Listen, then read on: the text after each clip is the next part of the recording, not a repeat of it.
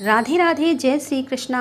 आप सभी का अभिनंदन करती हूँ अपनी यूट्यूब चैनल पर। दोस्तों, आज हम सुनेंगे दशा माता की व्रत की तीसरी कथा। एक सास बहू थी। एक दिन सुबह सुबह सास ने बहू से कहा कि जाओ आग लेकर भोजन बनाओ, बड़ी भूख लगी है। बहू हाथ में कंडी लेकर आग लेने गांव में गई। उस दिन गांव भर में दशा माता की पूजा थी, इसीलिए किसी के यहाँ से भी उसे आग नहीं मिली। वह खाली हाथ लौट कर आई। साय होने पर वह पड़ोसन के पास जाकर बोली कि मेरी सास तो दशा माता का डोरा नहीं लेती, परंतु अब की बार मैं डोरा लेना चाहती हूँ।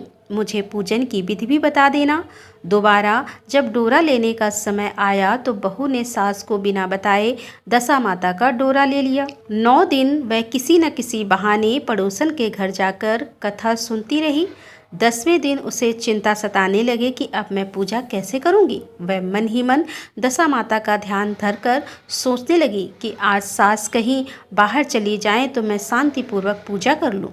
दशा माता की कृपा से सास बहू से बोली, मैं आज खेतों में जा रही हूँ, यदि मुझे आने में देर हो जाए तो तुम मेरे लिए खेत पर खाना ले आना।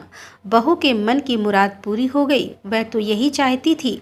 उसने सास से कहा कि आप निश्चिंत होकर जाइए, घर का सारा काम मैं निपटा लूँगी। सास के जाते ही बहू ने स्नान कर दशा माता की पूजा की। इसके बाद वह पूजा की सामग्री मिट्टी के गोले में रखकर उसे खिलाने के लिए ले जाने लगी। तभी उसकी सास खेतों से वापस आ गई। सास को देखकर बहू ने जल्दी से उस गोले को मटकी में छिपा दिया। उसने सोचा कि उचित समय पर गोले को दही से निकालकर विसर्जित कराऊंगी। सास ने आते ही बहू से कहा, तुम मुझे खाना देने क्यों नहीं आई? अब तक क्या कर रही थी? बहू ने कहा कि आज मैंने सर के बाल धोए थे, उनके सूखने में देर लग गई, इस कारण भोजन बनाने में देर हो गई। मैं थाली लगाती हूँ, आप गुस्सा त्याग कर भोजन कीजिए।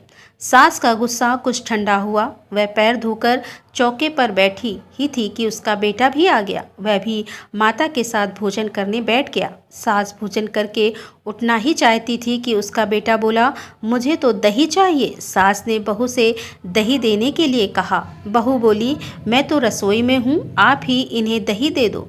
सास हाथ धोकर दही लेने गई, परंतु जैसे ही उसने छाछ की मटकी उठाई तो उसमें कुछ खड़खड़ाने की आवाज़ आई। उसने हाथ डालकर देखा तो उसे एक बड़ा सोने का गोला मिला।